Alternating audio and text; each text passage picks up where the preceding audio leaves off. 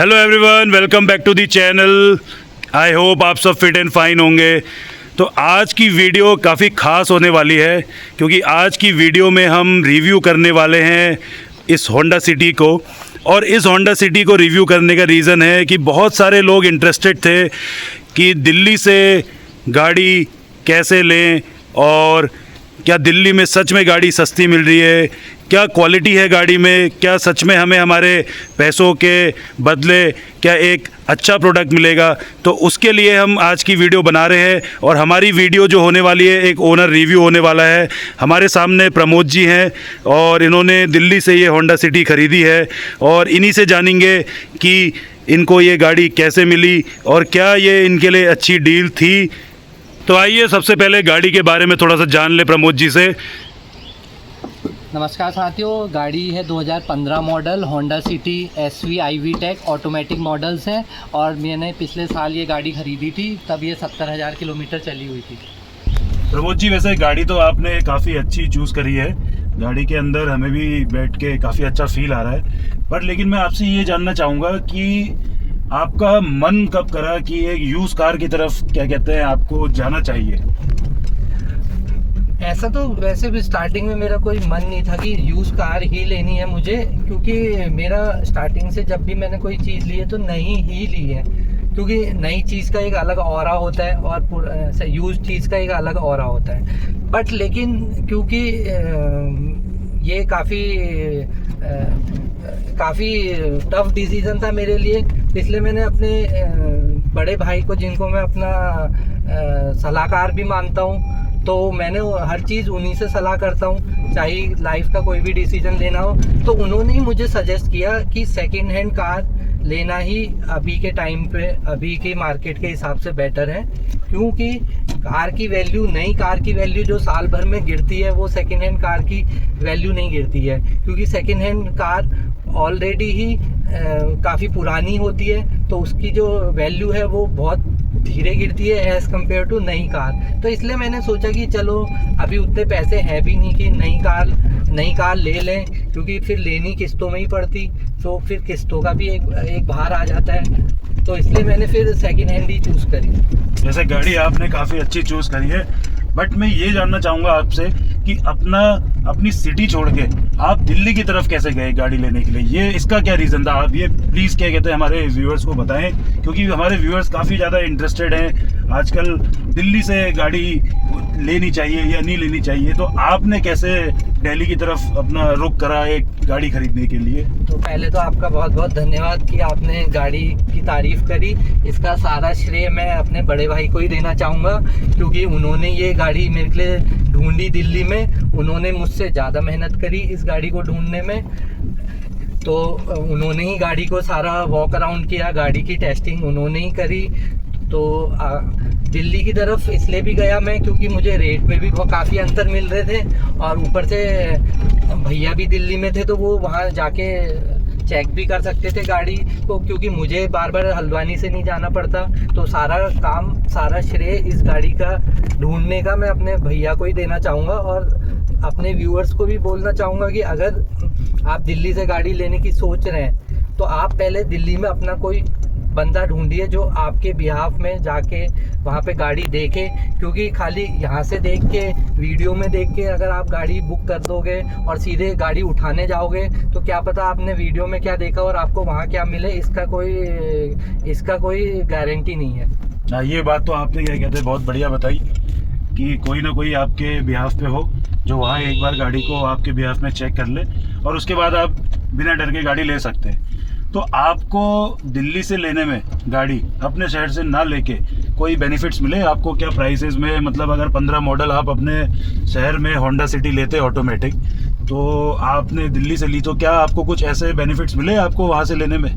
हाँ, मुझे काफ़ी बेनिफिट्स मिले। सबसे पहला बड़ा बेनिफिट तो यही है कि प्राइस मुझे जो हल्द्वानी में मिल रहा था उससे काफ़ी सस्ती रेट पे मुझे दिल्ली से मिल गई।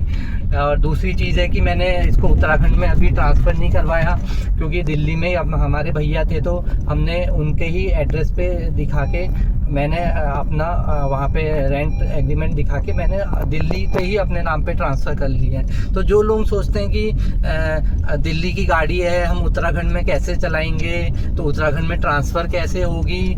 तो मैं उनसे ये कहना चाहूँगा कि अगर आप उत्तराखंड में ट्रांसफ़र कराना चाहते हैं तो उसकी भी बहुत इजी प्रोसेस है। आपको जो गाड़ी की एक्चुअल वैल्यू है इस टाइम पे उसका आपको 10% रोड टैक्स आरटीओ में पे करना होता है।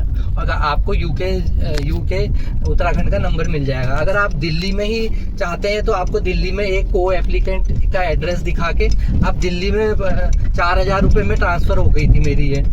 अब अगर मैं उत्तराखंड ट्रांसफ़र करता तो मेरे 50-60 हज़ार रुपये लग जा रहे थे। तो मैंने यहाँ पे भी पैसे बचा लिए, क्योंकि मेरा एक रिश्तेदार या मेरा भाई जो भी है वो दिल्ली में ऑलरेडी था। तो इन 2 चीज़ों का मुझे सबसे ज़्यादा बेनिफिट हुआ। तीसरा बेनिफिट कि मुझे कार अपने मन मुताबिक मिल गई, और जो मैं चाह रहा था सारी चीज़ें मेरी फुलफ़िल हो गई एज कम प्राइस, क्वालिटी, सारी चीज़ देख के। अच्छा, तो आपको ये कितने में मिली गाड़ी? वहाँ दिल्ली में आपको कितने पैसे देने पड़े इसके? तो जैसा मैं आपको बता रहा था कि ये 2015 मॉडल है, Honda City IV tech SV है, और 70,000 चली हुई थी, सेकंड ओनर थी। तो मुझे इसका जो दिल्ली में मुझे पड़ी है दिल्ली में 4 लाख रुपए की। और अगर आप अपने शहर में लेते तो ये कितने तक आपको मिलती? अपने शहर में मैंने काफ़ी खोजबीन करी थी। मैंने देहरादून तक भी देखा, मैंने काफ़ी जगह देखा, रुद्रपुर गया, मैं ऑनलाइन काफ़ी सर्च करा। तो मुझे 7 लाख से नीचे 7 लाख से नीचे तो कोई भी मुझे डील नहीं मिल रही थी। तो ये तो आपने काफ़ी अच्छा मार्जिन इसमें बचाया अपना, और काफ़ी पैसे सेव भी करे, और चीज़ भी आप काफ़ी अच्छी लेके आए हैं वैसे। तो मुझे 1.5 साल भी हो गए गाड़ी चलाते हुए। मैं 15,000 किलोमीटर चला चुका हूँ ये गाड़ी, और मुझे खाली सर्विस के अलावा मेरा इसमें कोई भी खर्चा नहीं लगा है अभी तक। गाड़ी वेल मेंटेन है, और एवरेज भी इसका हाईवे में काफ़ी अच्छा है। अगर आप स्मूथ इकोनॉमिक रेट पे चलाते हो तो आपको 18 से 20 का माइलेज दे देगी विद AC। और अगर आप थोड़ा रफ चलाते हो, स्पोर्ट्स मोड में चलाते हो, तो आपको 14 से 15 का एवरेज देगी। सिटी में अगर आप इकोनॉमिक मोड में चलाते हो तो सिटी में आपको 13-14 का एवरेज दे देगी। अगर स्पोर्ट्स मोड में सिटी में रफ चलाओगे तो आपको 9-10 का ही एवरेज देगी। तो ये गाड़ी जो IV टेक का जो मतलब होता है, IV टेक का ये मतलब होता है कि अगर आपको गाड़ी में पावर चाहिए तो गाड़ी पावर भी देगी, अगर आपको गाड़ी में माइलेज चाहिए तो माइलेज भी देगी। इसलिए IV tech engine Honda City में बेस्ट बोला जाता है। चलिए, ये तो आपने बहुत बढ़िया जानकारी क्या कहते हैं हमें दी। और दूसरा मैं ये आपसे जानना चाह रहा था कि इन 1.5 सालों में क्या आपको कभी गाड़ी में कोई ऐसी दिक्कत आई जो आपको लगा हो कि अरे मैंने नहीं लेनी चाहिए थी गाड़ी? कोई इस तरीके का कभी कोई भी ऐसा फील आपको आया कभी? नहीं, 1.5 साल में मैंने कभी भी, मेरे दिल से एक बार भी ऐसी चीज़ नहीं निकली कि मैंने गलती कर दी ये गाड़ी लेके। 1.5 साल में मेरे साथ ऐसा कुछ नहीं हुआ। जबकि मैं 10 बार दिल्ली गया, ना कभी मेरा कोई गाड़ी चलते चलते रुकी, ना कभी टायर भी इसके आपके ट्यूबलेस है तो टायर भी पंचर कभी भी हुआ तो फिर वो तो स्टेपनी होती है तो वो तो चेंज हो जाता है। तो मुझे 1.5 साल में तो इस गाड़ी को चलाने में मुझे ऐसा फील नहीं लगा कि मैंने गलती कर दी या मुझे नहीं लेनी चाहिए थी दिल्ली से। चलिए, बहुत अच्छा लगा आपसे ये सब जान के।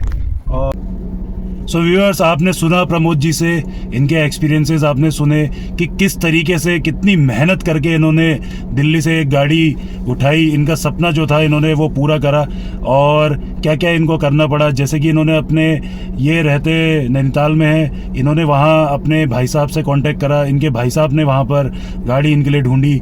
और सबसे खास बात ये है कि इनको पैसे में भी काफ़ी ज़्यादा, प्राइस में भी काफ़ी ज़्यादा डिफरेंस इनको मिला। यहाँ पर गाड़ी इनको महंगी मिल रही थी इन कंपैरिजन टू दिल्ली में, तो अच्छा पैसा इन्होंने वहाँ पर बचाया भी। तो आप भी अगर अपने लिए दिल्ली से गाड़ी लेने की सोच रहे हैं तो इन चीज़ों को आप देखें कि कोई अगर आपका वहाँ जानने वाला हो तो फुल चेकअप करें गाड़ी का, उसके बाद उसको ख़रीदें। तो आपको भी अच्छी डील दिल्ली में मिल जाएगी, आप भी वहाँ से गाड़ी ले सकते हैं। और प्रमोद जी, आपका बहुत बहुत धन्यवाद कि आज आपने अपना समय निकाला और हमें, हमारे व्यूअर्स को आपने अपना एक्सपीरियंस शेयर करा। इनको काफ़ी मदद मिलेगी आपके इस एक्सपीरियंस से। कुछ आप अगर हमारे व्यूअर्स को कहना चाहें? तो पहले जो आशीष जी, आपका भी बहुत बहुत धन्यवाद जो आपने गाड़ी का रिव्यू पूछा। क्योंकि मैं भी लोगों को जागरूक करना चाहता हूँ, जैसे कि हम भी जैसे लोगों की वीडियोस देखते हैं तो वो बताते कुछ और हैं वीडियोस में, लेकिन जब आप एक्चुअल में ग्राउंड में जाओगे तो आपको मिलता कुछ और है। तो इसलिए हम अपने इस वीडियो के माध्यम से जनता को, व्यूअर्स को अवेयर करना चाहते हैं कि अगर आप दिल्ली छोड़ के किसी अदर स्टेट में हैं और आप दिल्ली से गाड़ी लेना चाह रहे हैं तो आपको किन किन चीज़ों का ध्यान रखना है। तो इन चीज़ों का अगर आप ध्यान रखेंगे तो आप भी पक्का दिल्ली से एक अच्छी गाड़ी लेके आएंगे, जैसे मैं लेके आया। धन्यवाद। थैंक यू प्रमोद जी, आपका बहुत बहुत, आप सभी का धन्यवाद इस वीडियो को देखने के लिए। थैंक्स।